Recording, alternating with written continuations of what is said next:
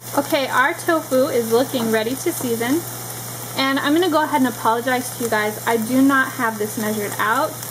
I have tried to measure out these seasonings and spices, but every time I try and measure it, it just doesn't turn out as good. So I just kind of pour and see how it looks. I'm really sorry. I know that's awful and not super helpful, but maybe you can get at least a little idea.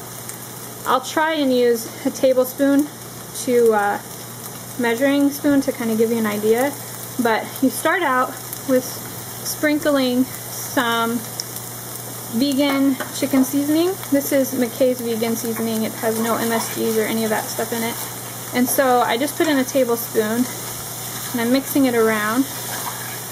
Tablespoon looks like you might want just a heaping tablespoon because it's not quite enough in there. So I start with that and I mix that around really well. And then the next thing that I'm going to add is Nutritional yeast flakes. I get these at our local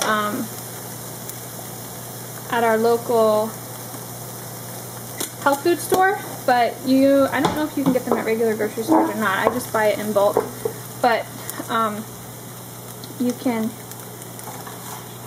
add that. And so I will try and do the same thing. I'll use a tablespoon to kind of sort of see. I really don't know how much I'm adding. Okay. Let's see. I think a tablespoon of this is going to be too much. Maybe like half a tablespoon of Nutritional yeast flakes to this. And you want to mix those around.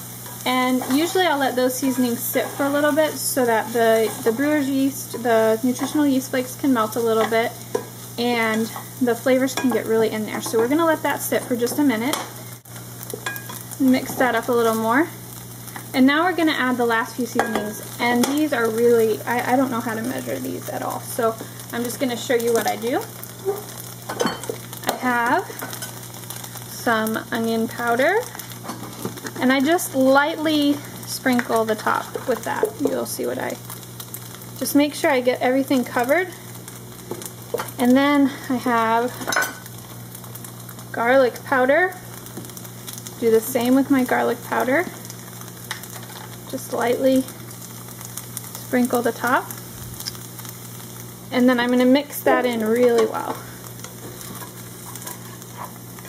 And I don't add salt to this just because the chicken seasoning that I'm using already has a lot of salt. So I don't really need to add extra, but if you're using a different kind of seasoning, you may want to add some salt to this. So now what I'm going to do is I'm going to turn this off. I have one more ingredient to add, but it's going to cook on its own because the pan is hot. This is something that my husband and I found we really like. It's just original chicken seasoning. Usually it's used for chicken, but it adds a little spice when you use it for tofu. It has no chicken in it, it's just seasonings for when you like fry chicken or whatever. So I just like to sprinkle the top of the tofu with that and stir it around. So there's the finished tofu for our pot pie, and our sauce is just about done. See how it's really boiling now? So you want to mix it non-stop at this point until it gets nice and thick. And it's starting to get a little thick, you can see, but we want it just a little bit thicker. So we're going to stir that until it gets really thick.